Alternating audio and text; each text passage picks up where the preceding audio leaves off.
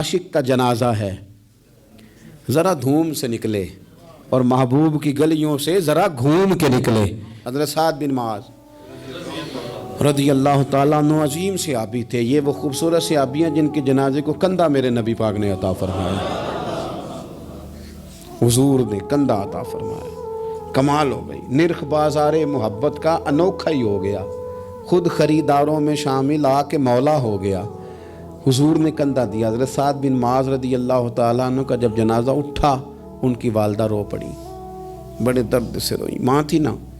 ان کی آواز جب حضور تک گئی تو نبی پاک نے فرمایا آنسوؤں کو روک لے، آواز کو کم کر لے، تیرے بیٹے کی تو جب روح پرواز ہوئی ہے تو رب مسکرایا ہے۔ جس کے آنے پہ رب راضی ہو مسکرا دے جو اس کی شان کے لائق ہے۔ یہ تو وہ لوگ ہیں کہ جن کے جانے پر نا رب، وہ کسی نے کہا تھا کہ میرے مرنے پہ ہر سو شور مچ جائے گا، دیکھو گے میرے مرنے پہ ہر سو شور تمہیں پتہ چل جائے گا جب ہم جائیں گے، میرے مرنے پہ ہر سو شور مچ جائے گا دیکھو گے، اور کہنے الوداع سرکار خود تشریف لائیں گے۔ اور درویش کہنے لگے بعد مرندے مکھڑا میرا ہو جاوے جے تازہ، پھر سمجھ لینا محبوب میرے نے آن پڑے ہے جنازہ۔ اور عاشق کا جنازہ ہے، ذرا دھوم سے نکلے اور محبوب کی گلیوں سے ذرا گھوم کے نکلے۔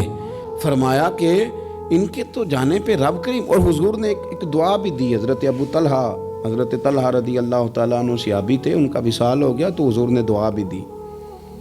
فرمایا یا اللہ جب میرا طلحہ آئے نا تو اس سے مسکرا کے بات کرنا، یہ تجھ سے مسکرا کے بات کرے جو تیری شان کے لائق ہے۔ تو اللہ تعالیٰ غائب درجے راضی ہوتا ہے۔ ایک دفعہ پھر بات دہراتا ہوں، جو میدان میں ڈٹ کے شہید ہو رب اسے دیکھ کے مسکراتا ہے جو اس کی شان کے لائق ہے۔ جو توبہ صحیح کریں سچی کریں رب انہیں دیکھ کے مسکراتا ہے جو اس کی شان کے لائق ہے۔ جو نماز کے لیے صفیں بنائے رب انہیں دیکھ کے مسکراتا ہے۔